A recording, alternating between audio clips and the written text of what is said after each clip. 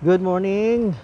Good morning ni Ma'am Jenny Huilar, Nikki, Mers, Rapi, Jima o ni Ma'am Duri.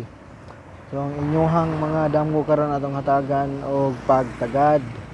Ug dahang salamat sa inyuhang ulay hunong nga pagsunod sa hubad sa damgo og hinaut nga maabot mo dito sa Facebook pod. Ang ako ang Facebook channel kay Ladjomore. Okay? So, arita sa damgo ni Ma'am Jenny. Nagdamgo si Ma'am Jenny nga nagsakay siya og eroplano. Kini magsakay og eroplano nindot ni siya.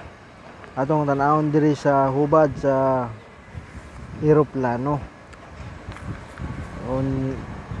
So matod pa diri sa libro ni Professor Swami, ang eroplano kung ikaw usas sa mga pasahero sa eroplano, makabaton kag kaharuhay sa imong pagpuyo. So nindot siya ma'am, ang imong damgo nindot og meaning niya moirog ka sa unahan sa imong kahimtang na nahimutangan kalampusan sa paghigugma og patigayon. Apan kung ang eroplano nga gisakyan matagak, mahugno sa bang imuhang panginabuhi. So, good news lang kay wala man nimo na mention nga natagak ba ang eroplano. Imo ra man gi-mention nga nagsakay ka eroplano uban ang imuhang mama. So congratulations, nindot ang hubad ang meaning sa imong damgo Ma'am Jenny. Sunod ka damgo kang Hoylar, di ko sure kung laki ni siya or babae. Sir or Ma'am Hoylar. Nagdamgo siya sa iyang kaila bisan wala niya gihuna-huna.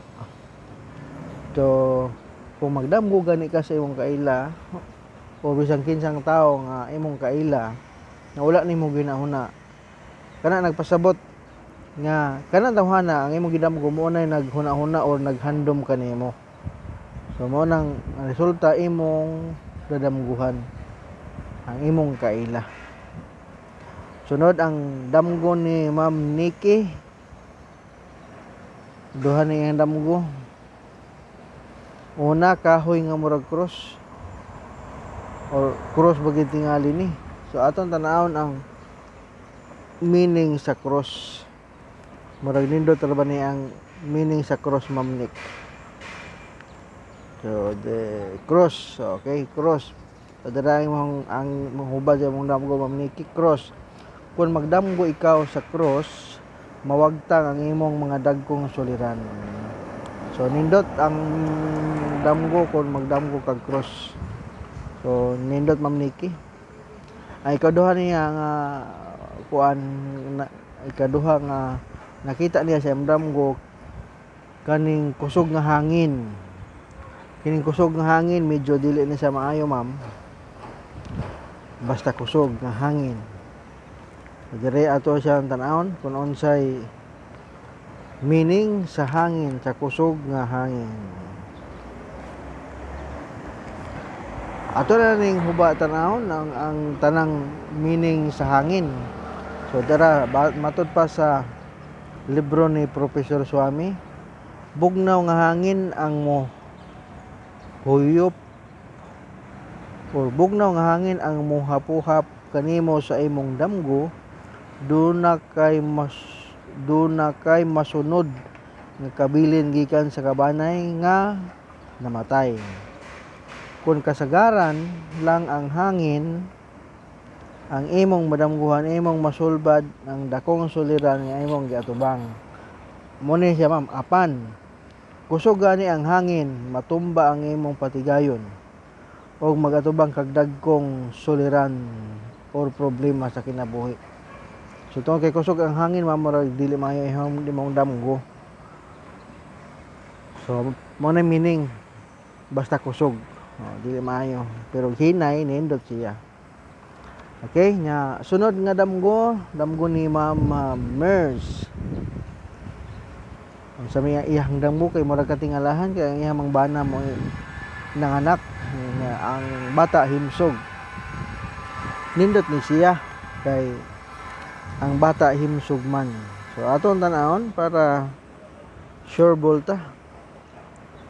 Para mahatag na to gyud ang sakto nga hubad. So bata, kung magdamgo sa usa ka batang tambok, makadawat kag maayong balita. So kung tambok yung kung katong bata nga imong nakita, makadawat kag maayong balita. Nya kung daot og bolingit ang bata nga imong madamguhan, dunay masulubong balita ang moabot kanimo. So wala man nimo na nakita na nimo, pero ako lang ihatag ang tanang kinatibok ang meaning sa bata. Unya kung kuguson sa inahan ang batang tambok, mahalon o higugmaon kag maayo sa imong kapikas sa kinabuhi. Ang asawa nga magdamgo niini kinahanglan mamubho dayon sa muyaw, aron mo samot siya og kahumot. So matod pa sa imong saysay sa imong damgo nga imo ra man nakita, imo ra gi mauto resuscitation. So maura to. So ato lang ibutang tambok to siyang bata. So nindot ang meaning. Okay, nga sunod. Si Sir Rafi nagdamgo siya nga gipaak siya og tigre.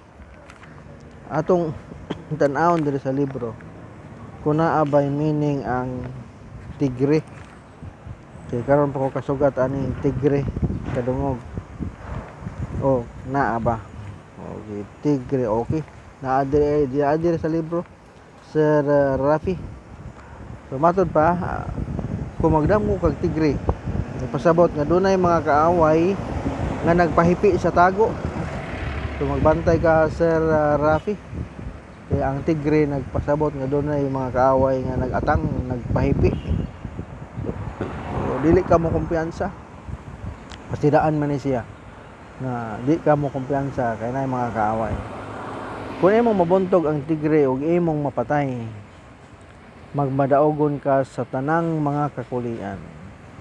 So amo na siya Sir Rafi, ang nakabati pa kay gipaa ka.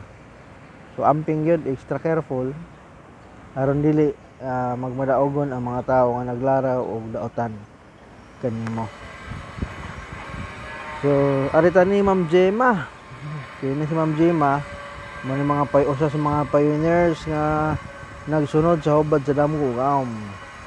So nagdamgo siya og elepante. Ambot na baka aning elepante dire sa libro. So ato lang lion kuna abay elepante. Malas lang kay wala may wala di elepante, elephant. Binisaya mo guni. So wala diri. Di asa di na ID. Pero moditso og G. So wala diri sa libro ang elepante. Wala pod ko nakahinomdom sa una sa mga hubad ni Professor Rami about sa elepante. Pasensya na Ma'am Gemma. Last nga damgo ni Ma'am Dory, nagdamgo siya bitin nga miigpot, milokson, napatong sa iyang ulo dito magloko. Nga iyan ni siyang duko iyang ulo, nahulog ang bitin. Ang bitin basta di lang mamaak nagkahulugan ni siya ma'am nga pasidaan nga dili nga magamping ka sa imong panglawas kay sakit ni siya basta makita lang imong bitin. Wala nagmatter kung dako or gamay, wala nagmatter sa color. Basta makikita kag bitin, magamping dayon ka sa imong panglawas para malikayan nga masakit ka. So maora ni sa pagkakaron, daghang kayong salamat sa mga inyuhang mga pagpahubad. Dako kayo na kong dungog nga nakaserbisyo aron matagan mo katagbawan pinagi sa paghubad sa inyong mga damgo.